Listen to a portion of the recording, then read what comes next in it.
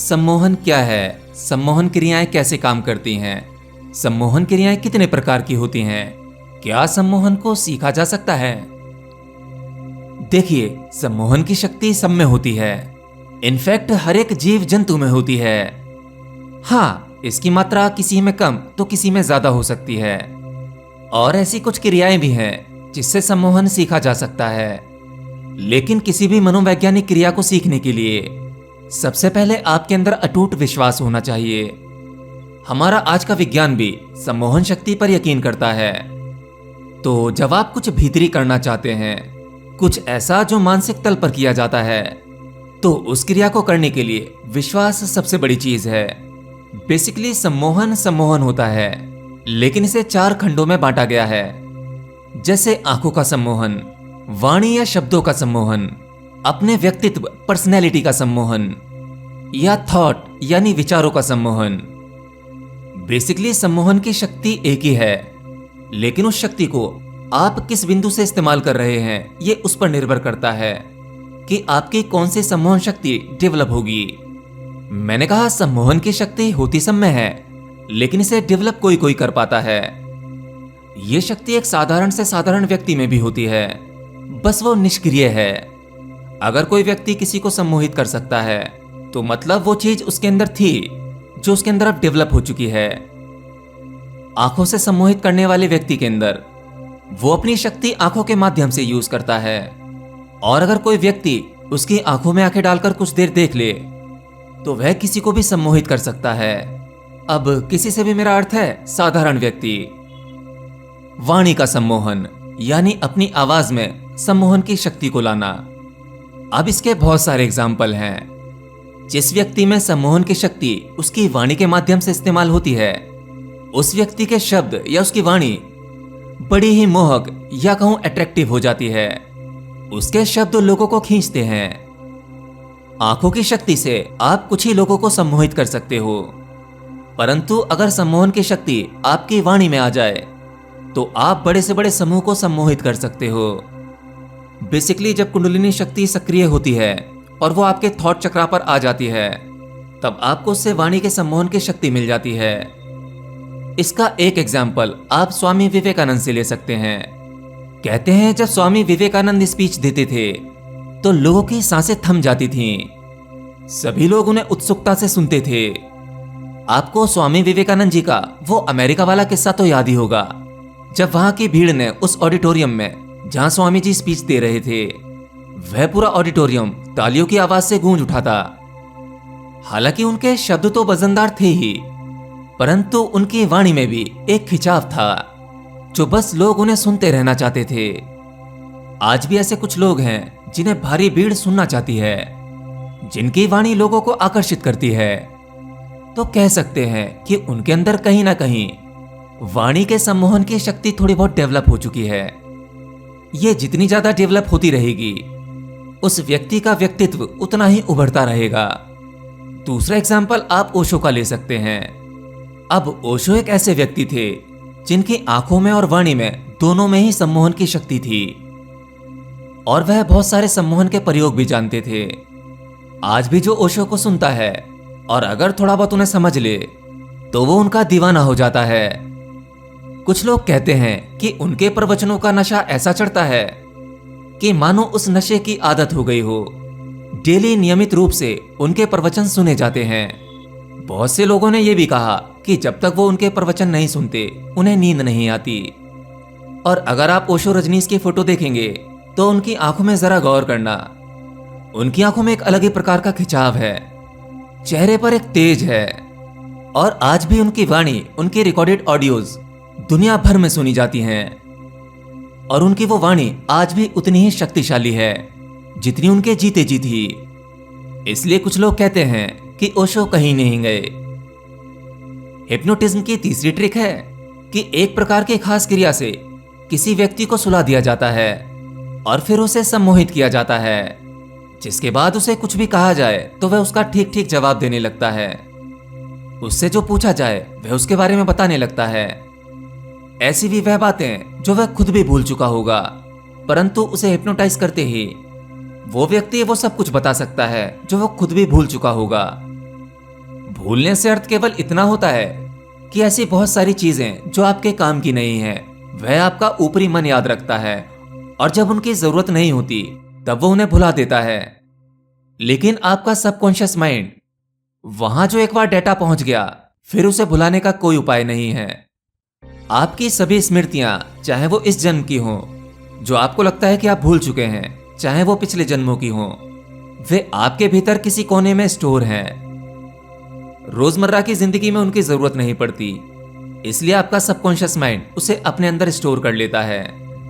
आपका ऊपरी मन, चेतन मन इतना शक्तिशाली नहीं है जो इतनी सारी स्मृतियों को लेकर, अच्छी बुरी हर प्रकार की, इन सब को लेकर वह नहीं चल सकता। मतलब आपका ऊपरी मन इतना ज्यादा लोड नहीं झेल सकता, इसलिए वह केवल जरूरत की चीजें याद रखता है और समय समय पर बुरी स्मृतियों को नीचे दबाता रहता है। हाँ, उनमें से कुछ स्मृतियां जब आप चाहो याद कर सकते हैं। तो हिप्नोटाइज के इस प्रयोग में आपके इस ऊपरी मन को यानी चेतन मन को सुला दिया जाता है। इसका किसी भी प्रकार का इंटरफेयर नहीं होना चाहिए, क्योंकि आपका ऊपरी मन, इसे लॉजिकल माइंड कहते हैं, और आपके अवचेतन मन में असीम संभावनाएं हैं, जिन्हें आप कह सकते हैं कि अनबिलीवेबल शक्ति। तो अगर आपका चेतन मन जाग रहा होगा तो वह लॉजिक लगाने लगेगा, उसमें तर्क लगाने लगेगा। मतलब आपका चेतन मन आपको किसी भी चीज पर पूरी तरह से विश्वास नहीं होने देता, कहीं ना कहीं थोड़ा बहुत शक पैदा कर देता है या कहीं ना कहीं तर्क लगाने लगता है। इसलिए आप अपने अवचेतन मन में नहीं उतर पाते, उसकी शक्तियों का अनुभव नहीं कर पाते। इसलिए हिप्नोटाइज के इस प्रयोग में आपके चेतन मन को यानी ऊपरी मन को सुला दिया जाता है, और इसके सोते ही आपका अवचेतन मन यानी सबकॉन्शियस माइंड उसे करने लगता है, क्योंकि वह तर्क लगाना नहीं जानता। वह बहुत ही भोला है, उसको जो भी कह दिया जाए वह उसे कर देता है। इनफैक्ट एक प्रयोग में तो यह हुआ था कि एक व्यक्ति को सम्मोहित की अवस्था में ले जाया गया और उसे हिप्नोटाइज कर दिया गया। फिर उसके हाथ में बर्फ का एक टुकड़ा रख दिया गया और उसे यह कहा गया कि यह तुम्हारे हाथ में जलता हुआ अंगार है, धधकता हुआ कोयले का टुकड़ा। अब आपका सबकॉन्शियस माइंड, वो इतना भोला है, इतना सीधा है, कोई तर्क नहीं, कोई शक नहीं, उसने इस बात को मान लिया और उस बर्फ के टुकड़े से उसके हाथ में छाला भी पड़ गया। अब आप कहोगे कि भला ये कौन सा फिजिक्स हुआ? तो देखो भाई, आपका चेतन मन और आपका अवचेतन मन, आपके शरीर की रचना में इसका बहुत बड़ा हाथ है। तभी तो कोई व्यक्ति कमजोर होता है तो कोई इतना बलशाली होता है जिसका कोई जवाब नहीं। कोई एक व्यक्ति अपने ही हाथ से एक साथ 10-10 ईंटों को तोड़ देता है, वो भी अपने मन की शक्ति से। बस यहां पर भी वही विश्वास काम करता है। कोई ध्यान मुद्रा में बैठकर अपने आप को हवा में उठा लेता है, तो कोई उसी ध्यान में बैठकर अपने शरीर को मृत कर लेता है। डॉक्टर के एग्जामिन में यही पता लगता है कि यह व्यक्ति मर गया है, परंतु वह नहीं मरता। तो ये सभी शक्तियां मन की शक्तियां हैं।